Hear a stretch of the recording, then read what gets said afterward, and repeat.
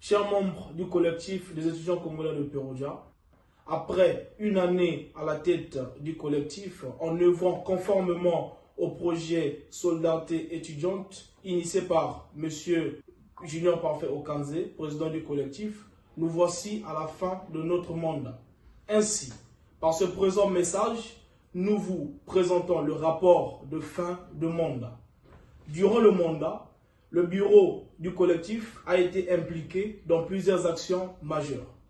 Sur le plan administratif, l'ambassade de la République du Congo en Italie, dans son programme de renforcer les liens avec les étudiants congolais, par le biais de son Excellence Monsieur l'ambassadeur Henri Okemba, avait tenu une rencontre en ligne avec l'ensemble des représentants des collectifs des étudiants congolais en Italie.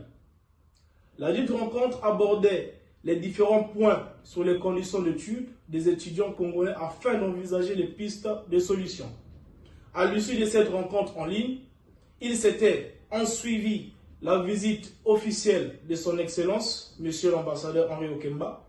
En effet, à la date du 15 juin 2024, le bureau du collectif a été honoré pour la première fois de l'existence du collectif de recevoir son Excellence, Monsieur l'ambassadeur, pour une rencontre citoyenne, dans le but d'entrer en contact direct avec les étudiants, connaître les défis que rencontrent les étudiants au quotidien, afin de rechercher ensemble des voies et moyens concrets pour trouver des solutions.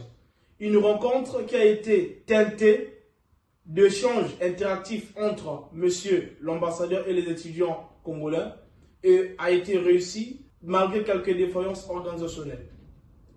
En effet, le bureau du collectif des étudiants congolais de Peroudia a accompagné 25 étudiants membres du collectif entre septembre 2024 et janvier 2025 dans la procédure de délivrance du rédito par l'ambassade du Congo à Rome.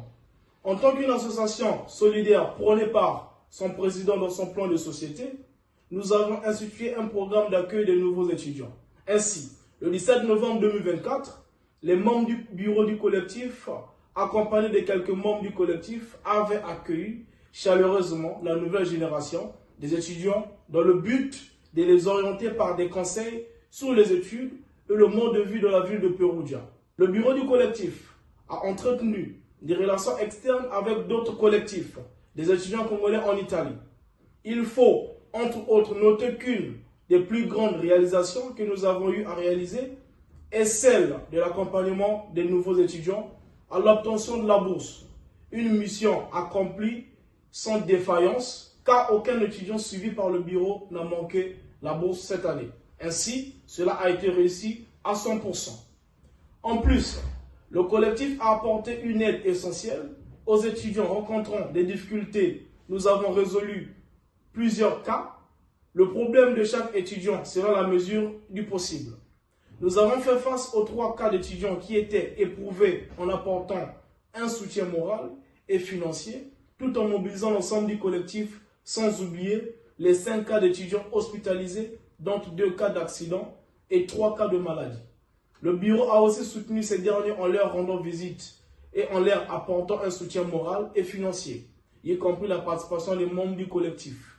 Pour le cas d'hébergement, notamment pour les nouveaux étudiants, nous n'avons pas eu assez de problèmes comme les autres fois parce que le bureau avait en avance réservé quelques places pour les nouveaux étudiants. Cette stratégie a permis au bureau d'avoir une facilité d'installation pour les nouveaux étudiants dans la ville de Peroudia. D'un côté, notre collectif a également bénéficié du collectif des étudiants congolais de Bologne un soutien tant moral que financier lors de l'événement douloureux de la disparition de notre cher Kersen Vindou, sans oublier le soutien financier du collectif des étudiants de Pise pour le cas de la maladie que souffrait un de nos membres. Par ailleurs, le bureau n'a pas limité ses fonctions que dans l'assistance des étudiants face aux diverses difficultés qu'ils pouvaient rencontrer. Le bureau a eu à réaliser certaines innovations, à l'instar de l'enregistrement de notre collectif en obtenant à ce jour le code fiscal, la création d'un compte bancaire de notre collectif.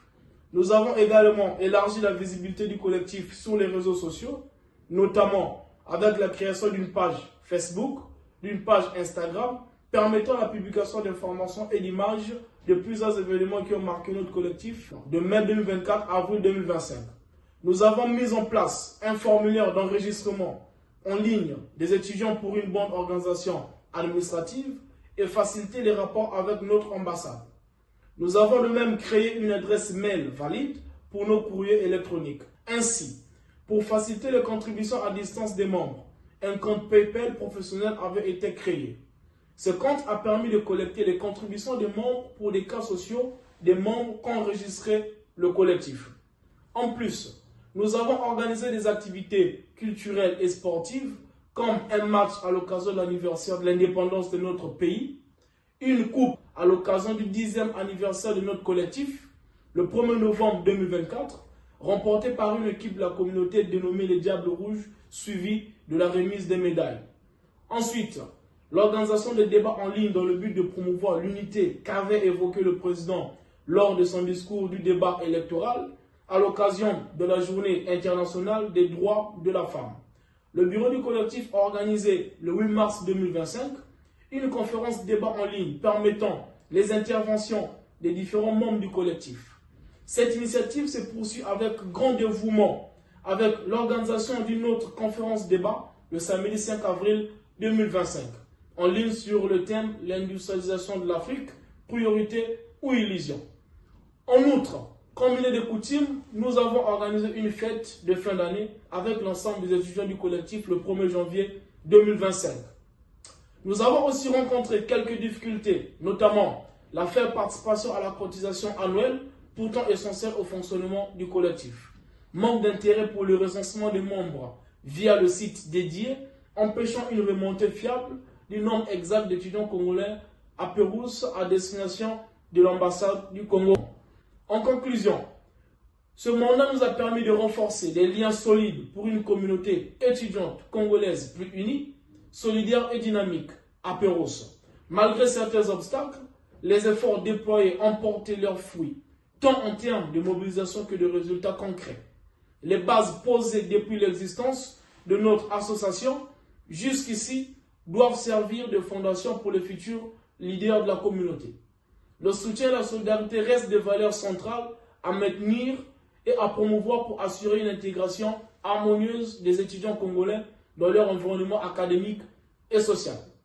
L'impact positif de ce projet démontre qu'une dynamique collective forte, fondée sur la solidarité et l'entraide, est essentielle pour le bien-être et la réussite des étudiants congolais à l'étranger. Il est donc impératif que ces actions soient poursuivies et amplifiées afin de consolider une communauté unie et solidaire. Ce mandat présidentiel a été une aventure riche et formatrice, marquée par des moments de partage de défis et de succès.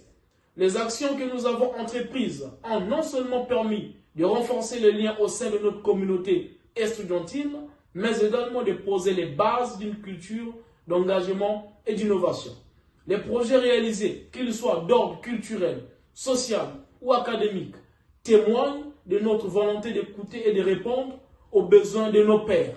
Nous avons appris à naviguer dans des situations complexes, à mobiliser des ressources et surtout à travailler ensemble dans un esprit de collaboration et de respect mutuel. Cependant, il est essentiel de reconnaître que chaque réussite s'accompagne de défis. Les retours d'expérience que nous avons collectés tout au long de cette année nous offrent des pistes précieuses pour améliorer nos pratiques et mieux anticiper les obstacles futurs. Nous encourageons donc le futur dirigeant à s'appuyer sur ces enseignements pour continuer à faire grandir notre association et à innover au service de l'ensemble des étudiants congolais à Peroudia et aussi dans la région de Umbria.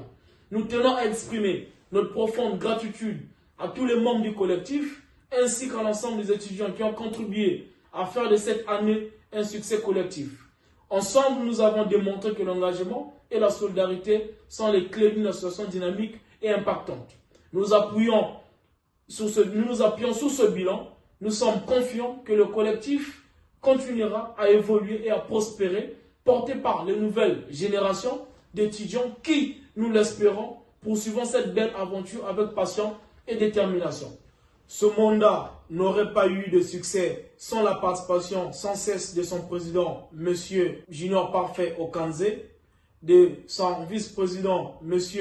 Dominique Ebakous Farel, de sa secrétaire, Madame Vanessa Banzoussi, de son porte-parole et deuxième secrétaire, M. Sanctifié Jorgrel Konunga, de son conseiller, M. Cluzel Kolela, de son chargé sportif et culturel, M. Van Bidunda, de sa chargée logement, Mme Didiane Korelo-Poukou, ainsi que de son chargé protocole, M. Emmanuel Makondo.